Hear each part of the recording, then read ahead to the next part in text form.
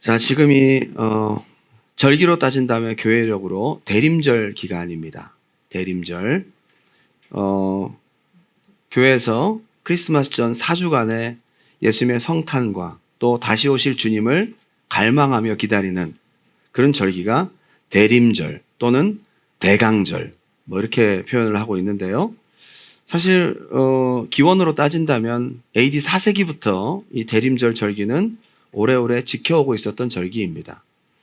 뭐 예를 들면 우리가 부활절, 고난주간 전에 우리가 포함을 해서 사순절이 있잖아요.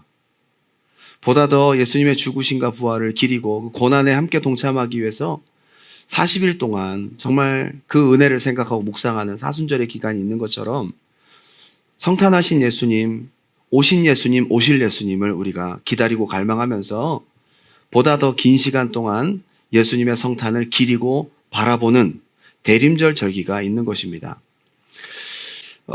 이 절기는 주님의 오심을 간절히 사모하고 기다리는 신앙적 동기에서 기인한 절기이니만큼 굉장히 중요하고 값진 절기입니다.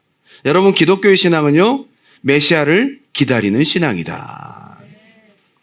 성탄절 하루로 끝날 것이 아니라 어쩌면 이 대림절 절기 동안 예수님을 기다리는 것을, 갈망하는 것을 연습하고 또 그런 신앙을 표현하는 굉장히 중요한 절기라고 볼 수 있어요. 구약은 오신 예수님, 초림의 예수님, 메시아가 오실 것을 기다렸고요. 신약은 오셨다가 승천하시고 다시 오실 예수님을 기다리는 거다. 그러니까 성경 전체는요, 메시아입니다. 메시아를 기다리는 신앙이 바로 성경 전체의 주제라고 보는 것입니다. 우리 신앙은 한번 따라합시다. 기다리는 것이다. 기다리는 겁니다. 예수님을 기다리고 예수님의 구원을 기다리고 다시 오실 주님을 기다리고 그분이 주실 은혜와 소망과 약속을 기다리는 것입니다. 구약에서 기다리고 기다리던 우리 예수님이 2000년 전에 오셨잖아요. 그죠? 유대 땅 베들레헴에 오셨습니다. 이걸 기리는 절기가 성탄절인데 오늘 마태복음은 그 주님께서 오신 역사를 유대인의 족보를 통해 간략히 소개하면서 복음서가 시작됩니다. 큰맘 먹고 우리가 성경을 읽으려고 마태복음을 딱 폈는데 의미 없어 보이고 지루한 공감되지 않는 족보의 나열들이 낳고 몇 번을 낳느냐? 42번. 그런데 굉장히 우리가 생각해야 될 것이 있습니다. 가만히 보면 그토록 기다리고 갈망하던 메시아를 우리 족보를 통해서 역사의 최고 속도로 빨리 감기로 예수님이 딱 등장하신 거예요. 예수님을 기다리는 사람들에게는 이 족보의 한 명 한 명이 예수님이 오시는 발자국이야 할 말이에요. 특히 마태복음은요, 유대인의 관점에서 쓰여진 복음서입니다. 그러니까 유대적인 히브리적인 문화가 녹아 있겠죠. 그래서 이 족보에는 이 유대인의 역사가 담겨 있어요. 14대 아브라함부터 다윗까지 첫 번째 카테고리가 있고요. 다윗부터 바벨론으로 옮겨가기까지 하나의 카테고리, 바벨론에서 돌아와서 예수님까지 하나의 카테고리. 그래서 총 42대로 되어 있습니다. 아브라함, 다윗 굉장히 중요하죠. 바벨론으로 이거했다가 다시 돌아오는 거 굉장히 중요한 유대인의 역사거든요. 특별히 이 히브리적인 문화가 녹아 있는데 여자들은 숫자에 들어가지 않아요. 기분 나쁘게 생각하지 마시고. 민수기는요, 여자들 숫자가 들어가지 않습니다. 가부장적인 씨를 강조하는 이 문화가 히브리 문화인데 그러한 문화 속에서 쓰여진 것이 마태복음인데 그러니까 이제 예수님의 탄생 이야기도 마리아는 쏙 빼버려요.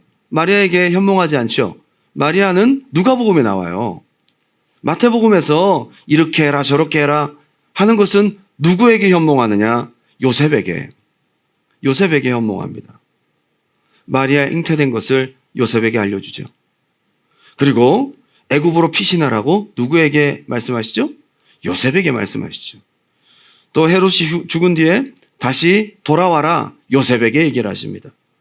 근데 자세히 보면 이 히브리적인 문화가 녹아있는 마태복음 안에 굉장히 이 족보 안에 이례적인 좀 뭔가 우리가 알고 있는 고정의 틀을 깨는 중요한 표현들이 있습니다.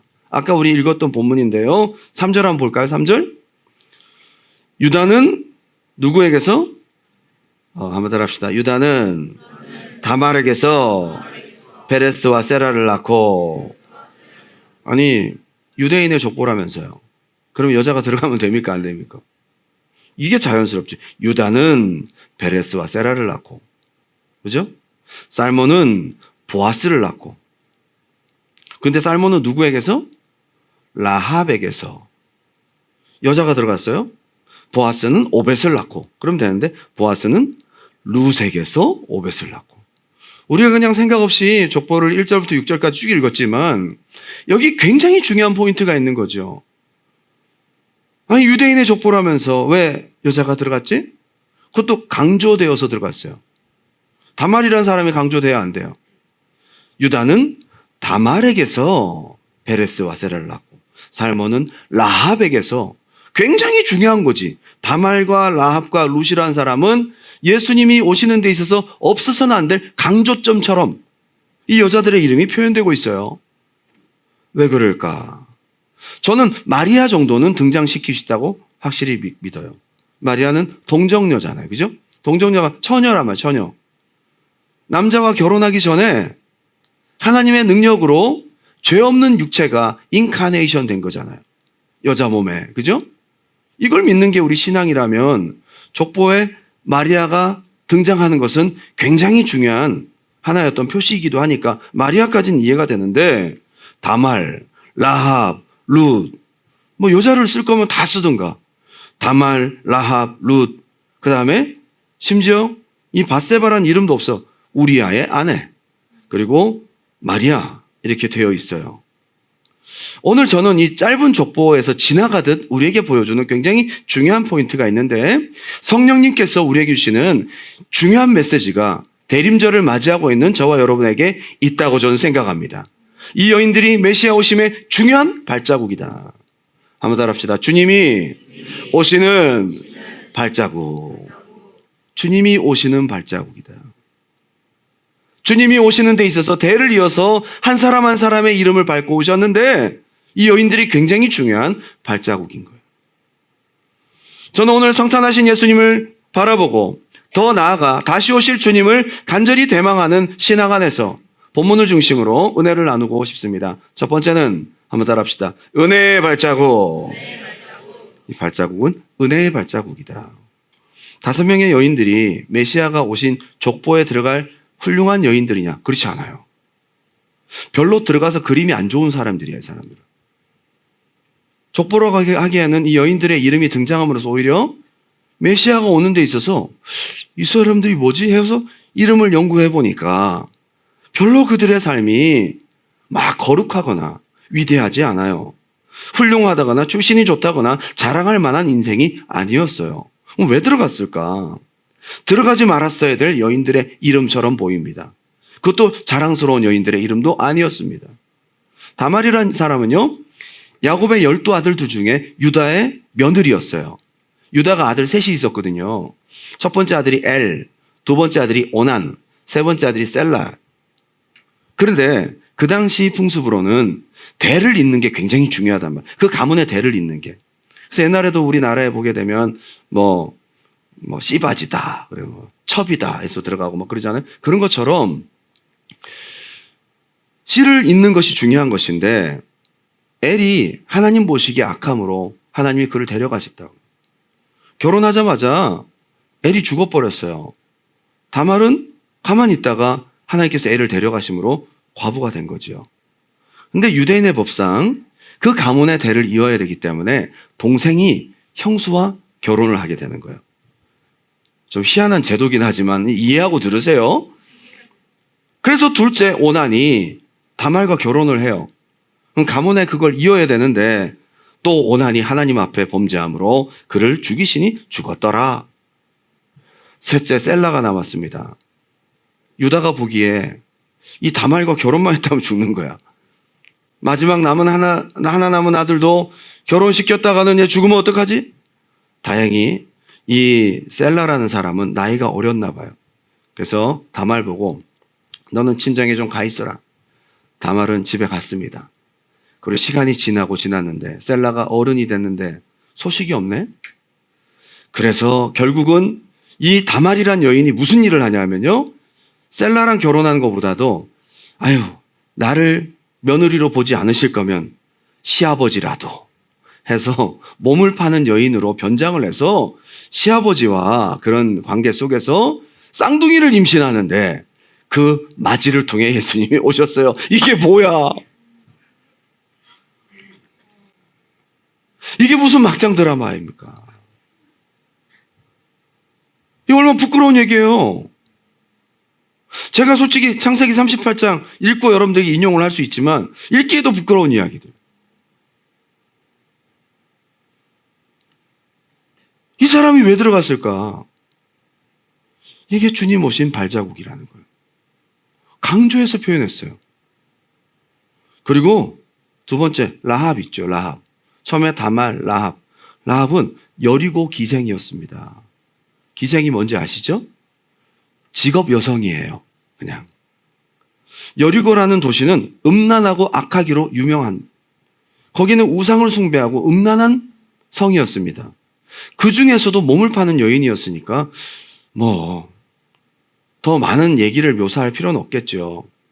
이스라엘이 그 사람들과 싸우면 손에 피를 묻힐까 봐 더러운 땅이라고 해서 7바퀴 그냥 도르라 그랬어요. 저절로 무너지게 만들고 거기 안에서 어떤 물건도 취하지 마라. 더럽다고. 거기서 기생이었으니까 이 사람이 이름이 기록되어 있어요. 이 사람 이름이 기록되어 있는데 누구 엄마냐 하면 보아스의 엄마예요. 룻의 시어머니. 그 다음에 나온 이름이 룻입니다. 룻은 보면 좀 착해요. 룻기를 읽어보면 룻이 착해요. 의리가 있어. 시어머니가 이제 다시 고향으로 돌아오는데 어머니 저도 따라갈래요? 아니다 따라갈래요? 그래서 오는. 그래서 보아스랑 결혼해가지고 다윗의 증조할머니가 되거든요. 근데 중요한 것은 이 사람은 출신 성분이 모압 여자예요. 모압의 근원을 아십니까? 소돔과 고모라에서 탈출한 롯의 두 딸이 아버지 술 먹여서 아버지 자고 있을 때 우리도 후손을 이 땅에 퍼뜨려야 되지 않겠어? 해가지고 낳은 자식이 모압과 암몬이에요. 그러니 모압 여자라는 자체가 이미 조금 그렇게 것은 아니죠. 이게 그렇게 자랑할 내용입니까? 아니 주님이 오신 발자국이라고 누구에게서 이렇게까지 강조할 필요가 뭐가 있냐 이 말이에요. 바세바에 대해서도 할 말이 있습니다. 왜 자꾸 야외에서 옷을 벗고 목욕을 하는 바람에 다윗이 그걸 보고 넘어갔잖아요. 집 안에서 목욕을 할 것이지 밖에서 왜 몸을 씻고. 다윗이 그것 때문에 성군 다윗이 오점을 남기게 되잖아요. 밖에서 그렇게. 바세바. 다윗의 오점과 같은 여인이었어요. 근데 왜 이 사람이 강조되어서 들어갔을까? 게다가 마리아는 동정녀니까 아까도 마리아는 좀 예외인 것도 같아요. 근데 출신 성분으로 보면 마리아도 별로 그렇게 가난한 집 자식입니다. 마리아가 시집간 나이가 학자들의 얘기로는 16살이래요. 16살에 임신한 거죠. 아무것도 모르는 애기인 거야. 그런데 요셉의 나이가 상당히 나이가 많았습니다. 그래서 예수님께서 돌아가실 때에 마리아의 옆에 있었던 요한에게 내 어머니다, 네 어머니다. 그러니 내 어머니를 잘 보살펴 달라고. 그때는 이미 남편 요셉이 죽고 없을 때죠. 있는 집 자식 같았으면 좀 좋은, 그죠? 선도 좀 보고 이렇게 해서 갈 텐데 너무 힘들고 어려우니까 입양은 못 보내고 빨리 시집 가라. 그런데 요셉의 출신 성분이 좋으냐? 그 당시에 23개의 직업 등급이 있었대요. 직업의 레벨이 있었는데 목수가 19번째 등급. 별로 잘 사는 곳은 아니다. 있는 집 자식이 아니니까 가난한 나이 많은 남자한테 시집을 보낸 거죠. 그러면 5명이 다 메시아가 오는 발걸음이라고 족보라고 하기에는 솔직히 부끄럽다 이 말입니다. 들어가지 못할 사람들이 주님이 오시는 발자국에 들어가 있어요. 그것도 이들이 강조되어 표현되고 있습니다. 뭘 말하는 걸까요? 한번 더 합시다. 조건 없는 하나님의 은혜. 그래서 우리가 예수 믿는 것은요, 조건이 좋아서 믿는 게 아니에요. 우리가 잘해서 믿는 게 아니라, 주님은 한번 따라 합시다. 은혜의 주님. 우리의 죄와 수치를 덮으시고, 우리의 부끄러운 과거를 덮으시고, 우리의 볼품없는 인생을 안으시고 사용하시고, 통로 삼아 오시는 은혜의 주님이시다. 그걸 보여주는 것이 족보입니다. 예수님은 여러분에게 은혜의 주님이신 거예요. 할렐루야. 저는 이걸 보면서 너무 마음속에 은혜와 감동이 옵니다. 주님 오늘 오십니다. 그러면 여러분 다 어떻게 생각해요? 다 도망가려고 그러지. 주님 오늘 오십니다. 아니요, 좀 더 있다 오세요. 제가 회개할 게 너무 많아요. 그리고 시집은 가고 주님 오셨으면 그랬어요.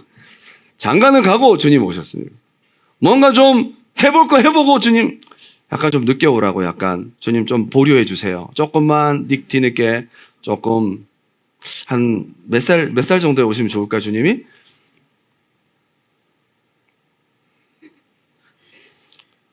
당장 주님 오신다 그러면 겁부터 나거든요. 내 삶을 우리가 아니까.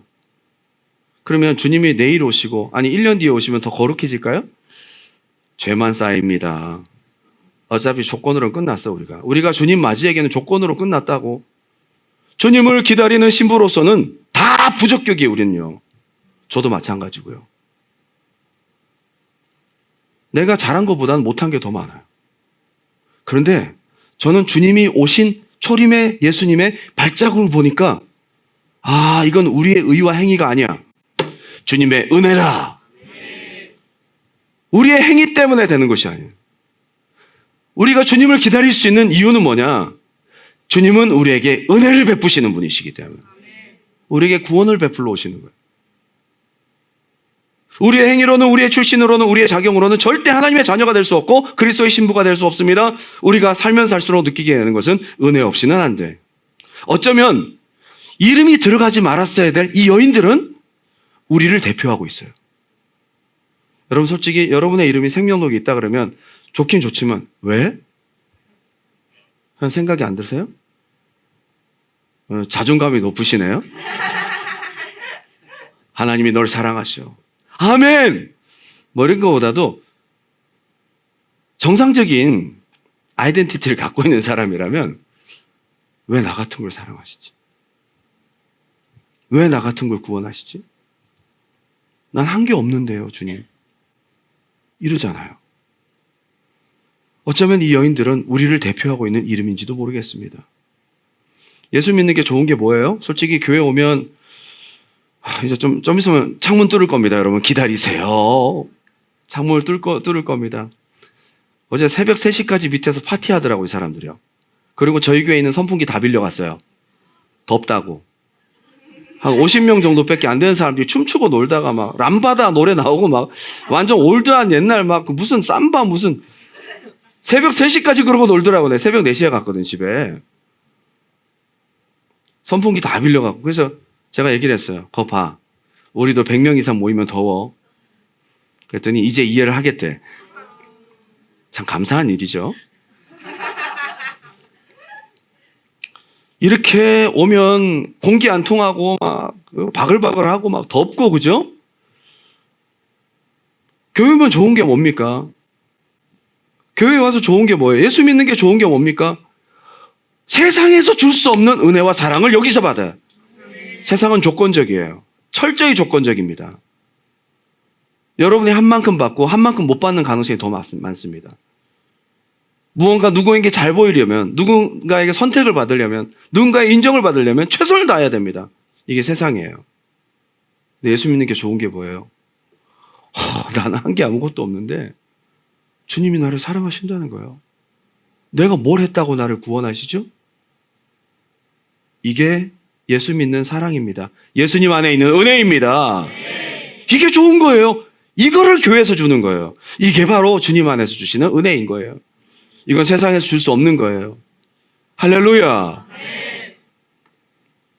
에베소서 2장 8절 9절 너희가 그 은혜로 인하여 구원을 받았으니 이건 너희에게서 난 것이 아니요 하나님의 선물이라. 선물이래. 선물은 잘해서 주는 게 아니에요. 잘해서 주는 것은 상이고 보상이죠. 선물은 그냥 주는 거예요. 너희에게서 난 것이 아니 누구도 자랑할 수 없게 하려 합니다. 우리는 자랑할 게 없어요. 그만큼 우리가 한 것 없이 은혜를 받은 사람들입니다. 그래서 주님이 오시는 발자취는요, 은혜의 발걸음입니다. 그래서 내가 부족하고 연약해도 우리가 예수님을 기다릴 수 있어요. 나는 잘한 것이 없어도 주님을 우리가 기다릴 수 있어요. 이게 바로 우리가 갖는 믿음이고 그리스도 안에 있는 은혜라는 것입니다. 고린도서 1장 26절 형제들아 너희를 부르심을 보라.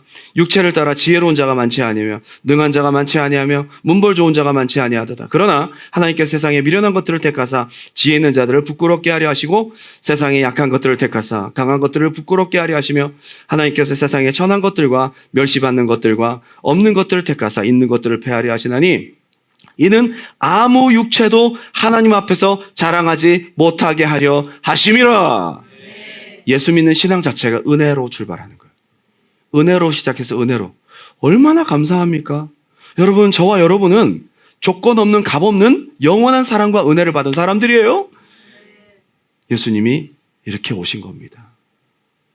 저는 이름 없는 부족하고 천하고 죄 많은 여인들을 통로 삼아 오신 것처럼 저와 여러분을 통로 삼아 다시 오실 줄 믿습니다. 족보를 통해 우리가 분명히 알아야 됩니다. 그럼에도 이들이 예수님이 오시는 역사적 발자국, 이들의 이름이 강조된 것에는 이들이 족보에 들어갈 수 있었던 결정적인 믿음의 상징 행동들이 있었다는 겁니다. 보면 도덕적으로나 사회적으로 조금 지탄받을 일이기도 하고 의아할 수 있는데 하나님은 이 여인들의 생활을 통해서 삶을 통해서 우리에게 주시는 굉장히 중요한 믿음의 상징 행동들이 하나씩 있다. 먼저는 은혜의 발걸음이고 두 번째는 한번 따라합시다. 믿음들이 있었다는 거예요. 그러면 두 번째로 이 다말이 다말이 은혜를 받았는데 다말에게서 우리가 볼 수 있는 굉장히 중요한 믿음의 상징 행동은 무엇일까? 한번 따라합시다. 언약을 간절히 사모했다.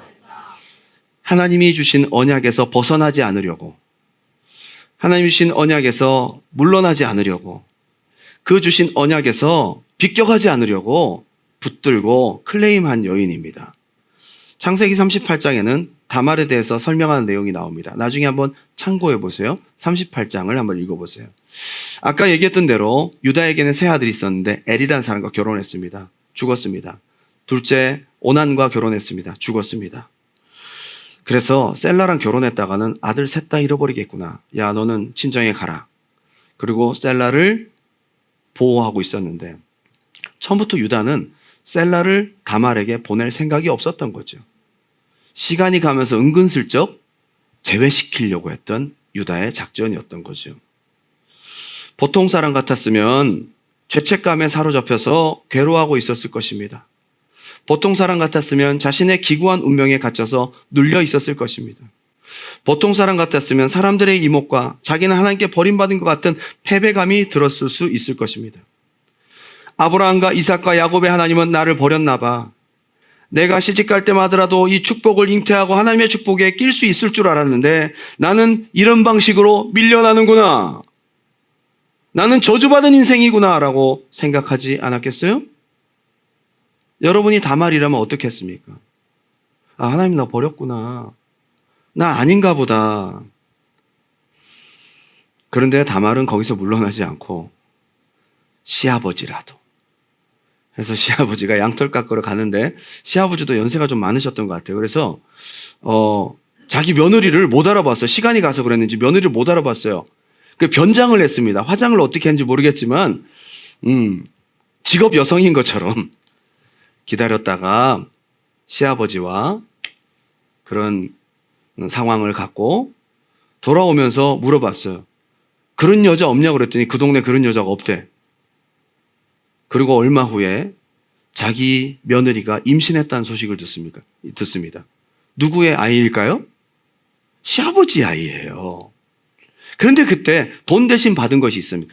양털을 깎고 양을 팔고 나면 그때 돈을 받는데 양을 팔러 가던 상황이었기 때문에 돈은 못 주고 뭔가 어떤 보증금 같은 지팡이, 도장, 끈 같은 그런 어떤 영수증 같은 것만 줬어요. 그리고 그것과 바꾸면서 돈을 주려고 했는데 와보니까 없는 거라. 임신했다고 잘 됐다. 응? 안 그래도 우리 셀라가 결혼을 하게 되는데 그걸 내가 막으려고 했는데 잘 됐다. 너가 행음했구나. 해서 불러다 놓고 이 아버지 될 사람이 누구냐? 그러면서 막 신문을 했더니 지팡이와 도장과 끈을 딱 내밀면서 아버님 것입니다. 완전 막장 드라마죠? 불륜이죠. 사회적으로 지탄받을 일이죠.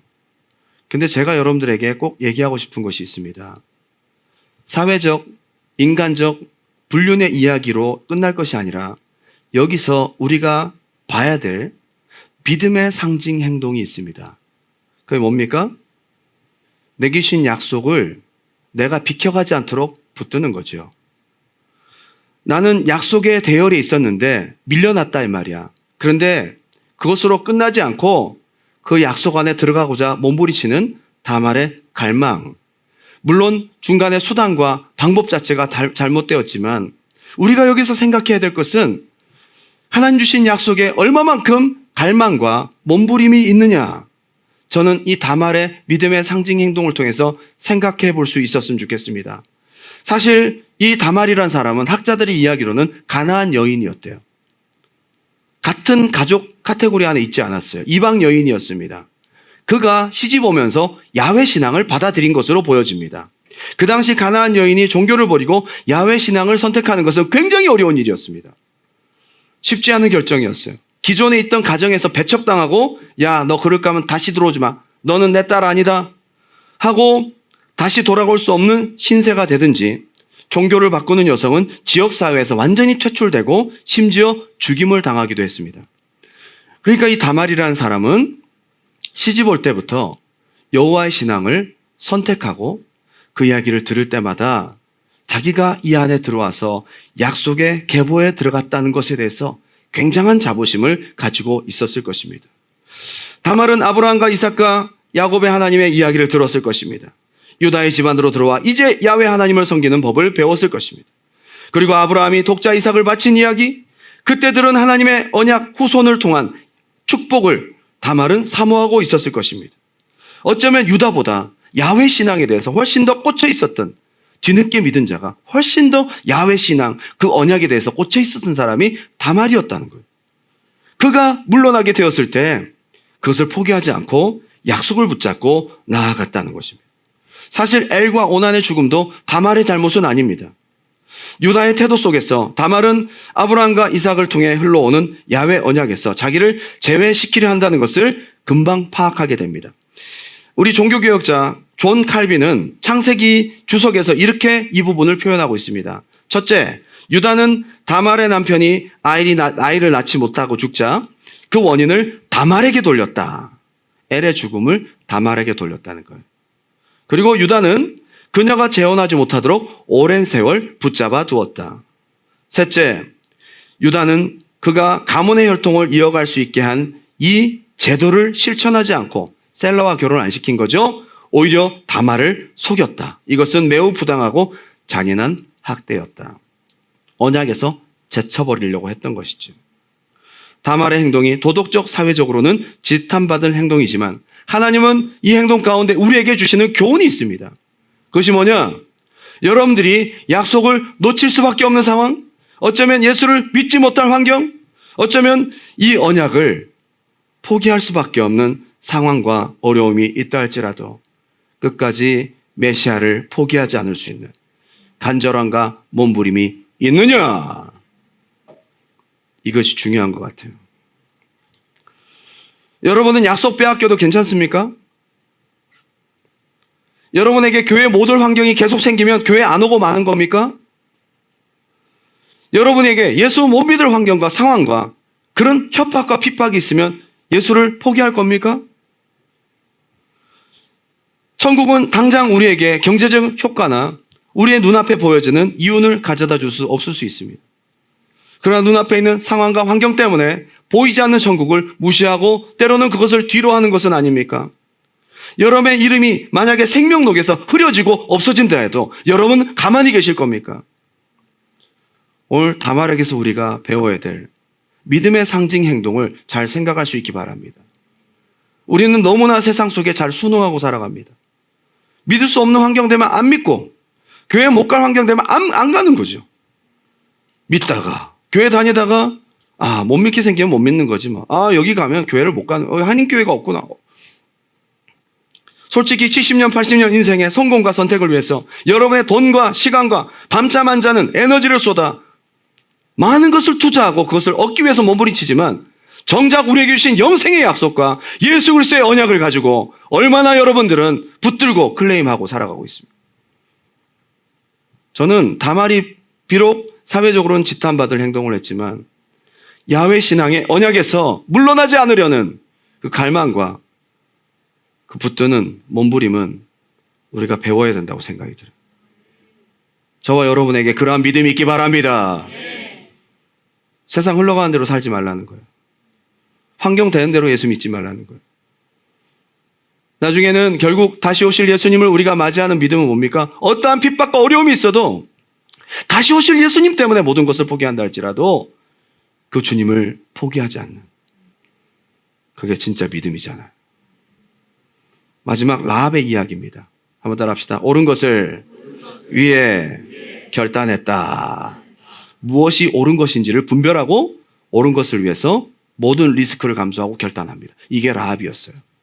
자, 여호수아 2장에는 라합의 이야기가 잘 드러나고 있습니다. 제가 읽어드립니다. 눈의 아들 여호수아가 시딤에서 두 사람을 정탐꾼으로 보내며 이르되 가서 그 땅과 여리고를 엿보라 하며 그들이 가서 라합이라는 기생의 집에 들어가 거기서 유숙하더니, 자, 지금 가나안 땅에 들어가야 되는데 첫 번째 성이 여리고 성이었어요. 근데 이 여리고 성은 굉장히 튼튼한 성이었습니다. 그리고 전투력이 너무 뛰어났어요. 그래서 걱정이죠. 그죠? 그런데 몇 사람을 보내서 그 안에 어떤 구조로 되어 있는지 전쟁을 위한 준비를 하도록 스파이를 보냈어요. 근데 이 사람들이, 스파이들이 어디를 선택했냐면 라합의 집을 선택했어요. 라합은 직업 여성이었고 자기 집으로 많은 남성들이 출입하는, 오늘날로 따진다면 약간 퇴폐 스파 마사지 같은 뭐 그런 집이었겠죠. 전망 좋은, 여기 보니까 그 성 위쪽이니까 펜트하우스에 그 영업장을 차려놓고 많은 남성들이 들락날락 할 수 있는 곳으로, 그러니까 이 두 명의 정탐꾼들은요, 많은 남자들이 왔다 갔다 할 수 있는 불특정 다수의 사람들이 다니는 그곳으로 선택해서 라합의 집으로 숨어들었던 겁니다. 라합은 하루아침에 청천벽력 같은 부담스러운 상황을 맞이하게 된 거죠. 이건 좀 숨겨졌다가 만약에 발각되면 어떻게 되죠? 역적되는 거죠. 2절, 어떤 사람이 여리고 왕에게 말하 이르되 보소서, 이 밤에 이스라엘 자손 중에 몇 사람이 이 땅을 정탐하러 이리로 들어왔나이다.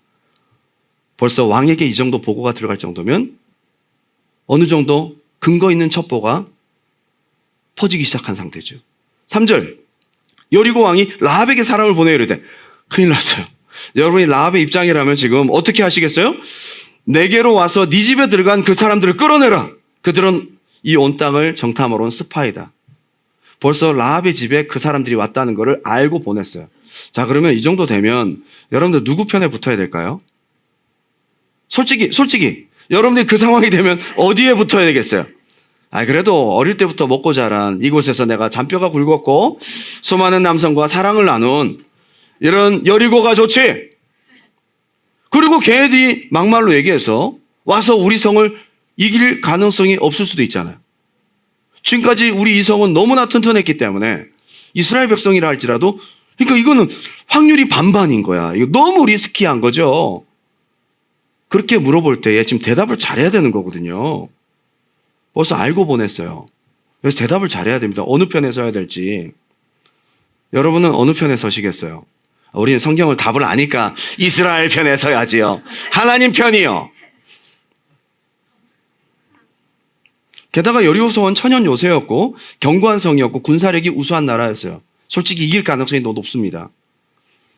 여러분은 여리고입니까? 이스라엘입니까? 여러분 세상입니까? 하늘나라입니까? 자, 지금 여기서 한 가지 생각해야 될 것은 여리고성은 우리가 뭐 밥 벌어먹고 사는 이 세상인 거야. 그리고 외부에서 오는 군대는 뭐냐? 하늘나라 군대. 여호수아는 예수 그리스도를 상징합니다. 마지막 이 성을 멸망시키러, 또 믿는 자들은 구원하시러 여호수아 군대처럼 하늘의 천군과 천사를 데리고 예수님께서 오실 것입니다. 어디 편에 설 거예요? 어느 편에 설 겁니까? 라합은 선택을 아주 잘한 사람이에요. 자, 4절 다 같이 한번 읽어볼까요? 4절 시작.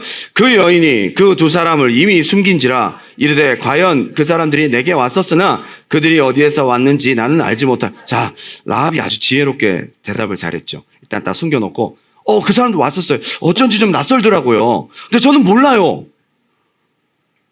안 왔다 그러면 안 돼. 이럴 때는 대답을 잘해야지. 알고 보냈는데 왔었느니라. 안 왔는데요? 왔었느니라. 너 스파이지. 이게. 그러니까 왔었다는 걸 아는 정도로만 인정해 준 거지. 왔었습니다. 근데 어쩐지 고객님들이 처음 보는 고객님들이세요.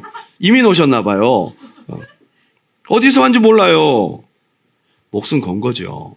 자, 5절. 그 사람들이 어두워 성문을 닫을 때쯤 되어 나갔으니 어디로 갔는지 내가 알지 못하나 급히 따라가라. 그리하면 그들을 따라잡으리라. 지금 그 남자들을 어디에 숨겼냐면 옥상에다 숨겼어요. 옥상에 3대라는 곳인데요. 3대는 빨래 넣는 곳이에요. 그리고 고추 말리고 뭐 이런 거예요. 고추를 말리는지 모르겠지만 뭐 야채나 이런 것들을 말리는 옥상 장소입니다. 거기에 천 같은 거에 덮어놓은 거예요. 그 사람들. 그 사람들 힘들겠다. 그죠? 옥상에서 떼학배티 하는데 그 이불 같은 거 들고 땀을 뻘뻘 흘리고 지금 숨어 있습니다. 그런데 어떻게 따돌리냐? 이 사람들이 갔는데 아마 나갔을 거예요. 빨리 쫓아가 보세요. 해서 그 사람들 따돌립니다. 근데 만약 이 사람들이 쫓아가다가 야, 라합이 우리한테 거짓말 친 것 같은데? 이렇게 빨리 갔을 리가 없어. 돌아가서 너 솔직히 얘기해. 너 어디다 숨겼어? 그러면 여러분 어떻게 하실 거예요? 지금 이런 상황이 거의 100%다. 그죠? 야, 대단합니다. 6절. 그는 이미 그들을 이끌고 지붕에 올라가서 그 지붕에 버려놓은 3대에 숨겼더라. 자, 7절, 8절. 그 사람들은 요단 나루터까지 그들을 쫓아갔고 그들을 뒤쫓는 자들이 나가자고 성문을 닫았더라. 또 그들이 눕기 전에 라합이 지붕에 올라가서 그들에게 이르되 하면서 그동안 있었던 이야기를 하면서 자, 내가 따돌렸는데 요렇게 도망가시라고. 그 얘기를 일러주러 가는데 라합이 조금 의심받는 상황이잖아요. 그러면 영업하다가 말고 옥상으로 올라가는데 저 여자가 왜 올라가지? 주변 사람들이 이목도 있는데 만약에 이렇게 그 사람들과 접선하는 이 장면들을 들키게 되면 그냥 죽는 거예요. 왜 라합은 이렇게까지 위험한 일에 목숨을 걸었냐 이거예요. 얼마나 확신이 있길래. 지금 저기와 여기 사이에 이 라합은 분명히 선택을 했어요. 이쪽이다. 이런 결단력과 바른 선택은 어디서 나왔냐 이거죠. 아무래도 여리고에서 살았으니 여리고를 선택할 가능성이 높은데 그 선택의 이유가 9절에 나옵니다. 9절 10절 큰 소리로 한번 읽어볼까요? 시작. 말하되 여호와께서 이 땅을 너희에게 주신 줄을 내가 아노라. 우리가 너희를 심히 두려워하고 이 땅 주민들이 다 너희 앞에서 간담이 농나니 이는 너희가 애굽에서 나올 때에 여호와께서 너희 앞에서 홍해 물을 마르게 하신 일과 너희가 곧 그들을 전멸시킨 일을 우리가 들었습니다. 자, 그럼 지금 이 얘기를 라합만 들었어요? 여리고 있는 사람들 다 들었습니다. 그죠? 오늘 이 자리에서 제 설교를 듣는 분들은 조는 분들 몇 분 빼놓고는 다 듣고 있습니다. 자, 들었는데 여기서 라합의 결정이 11절. 우리가 듣자 곧 마음이 어떻게 됐다고요? 녹았고 너희로 말미암아 사람이 정신을 잃었나니 너희의 하나님 여호와는 위로는 하늘에서도 아래로는 땅에서도 하나님이시라. 자, 이 모든 상황들을 다 들었는데 듣고 결단한 사람은 라합이에요. 저는 오늘 여러분들에게 이 라합의 믿음의 상징 행동을 잘 본받으시라는 거예요. 여러분들이 수없는 말씀을 듣고 복음을 들을 기회를 가졌어요. 근데 중요한 것은 듣고 끝나면 여리고 사람인 거예요. 여러분들이 들었는데 마음이 높고 마음의 결단이 일어나서 이런 리스크의 상황들을 다 짊어지고 내가 이것이 옳다라고 선택할 수 있는 이런 선택과 결단, 그리고 여러분의 믿음의 변화가 필요한 것입니다. 이것이 바로 라합이 기생 출신이었음에도 불구하고 그의 신분이 거룩하지 못했음에도 불구하고 그때까지의 그의 삶이 온전치 못했음에도 불구하고 우리 주님이 오시는 발걸음으로 그를 사용하셨다는 거예요. 자, 믿음은 참 좋은 게요. 여러분 지금까지 살았던 삶과 오늘까지 있었던 많은 일들 그거 묻지 않으세요. 오늘 이 시간 하나님 말씀을 들을 때 여러분이 믿음을 가지고 주님을 선택할 수 있는 그것이 있다면 하나님의 은혜는 여러분에게 흘러갈 줄 믿습니다. 믿음은 그런 것 같아요. 결론을 맺으면서 여호수아 2장 15절 라합이 이제 그렇게 숨겨주고는 그 사람들한테 얘기를 합니다. 자, 이제 너희들이 전쟁하러 이제 올 거잖아. 그러면 우리가 있었던 이 집 사람들은 구원해 줘야 돼. 여리고를 멸할 때 우리는 기억해 줘. 해서 그 사람들과 표시를 하는 것을 하는데요. 15절 라합이 그들을 창문에서 줄로 달아내리니 그의 집에 성벽 위에 있으므로 그가 성벽 위에 거주하였습니다. 지금 사람들이 다 볼 수 있는 펜트하우스에 살고 있었어요. 그래서 줄로 달아내렸어요. 자, 이것도 지금 굉장히 위험한 상황인데 18절 우리가 이 땅에 들어올 때에 우리가 달아내린 창문에 이 붉은 줄을 매고 내 부모와 형제와 내 아버지의 가족을 다 네 집에 모으라. 붉은 줄을 딱 표시해두라 그랬어요. 창문에. 그거를 표시도 해두지만 그걸로 내려올 수 있는 줄로 사용하라는 거죠. 이 붉은 줄 하필 색깔이 빨간색이죠. 자, 이것은 또 다른 문설주의 어린 양의 피의 또 다른 버전이라고 볼 수 있어요. 6월절의 또 다른 버전인 거예요. 비록 지금까지 우리는 기생과 같은 세상과 연합하여 살았던 죄를 쫓아갔던 육신의 삶을 살았지만 다시 오실 주님을 기다리는 사람은 무엇이 필요합니까? 여러분의 심령이 예수의 피가 필요하다 이거예요. 예수의 보혈이 필요하다 이거죠. 예수의 보혈을 의지하고 우리의 선택이 하나님의 나라, 이 세상이 아닌 예수 그리스도를 선택할 수 있는 결단과 확신이 있다면 여러분은 주님이 다시 오시는 통로가 될 수 있습니다. 대림절, 즉 성탄절을 기다리는 은혜의 시간, 우리가 족보에 등장한 자격 없는, 아니 그러나 하나님의 조건 없는 은혜의 택함을 받은 복된 두 여인, 그리고 그 여인들이 가졌던 중요한 신앙의 요소, 다말은 어떻습니까? 언약에서 벗어나지 않으려는 몸부림과 갈망. 라합은요, 복된 기, 그리고 들었을 때에 진리를 확실하게 선택하는 결단. 오늘 이것이 주님을 기다리는 우리의 신앙 속에 있기를 주님의 이름으로 축원합니다. 지금 이 시대는 주님의 발자국 소리가 쾅쾅 들려오는 시대입니다. 언제 주님 오실지 모르겠습니다. 그런데 주님 곧 오십니다. 우리가 세상 앞에 취해서 여리고성에 먹고 사는 문제만 우리가 바라볼 것이 아니라 장차 올 주님의 심판과 주님의 구원과 주님의 재림을 바라보며 때로는 다말처럼 때로는 라합처럼 약속을 굳게 붙들고 옳은 것을 선택하고 나아가는 저와 여러분이 되기를 주님의 이름으로 축원합니다.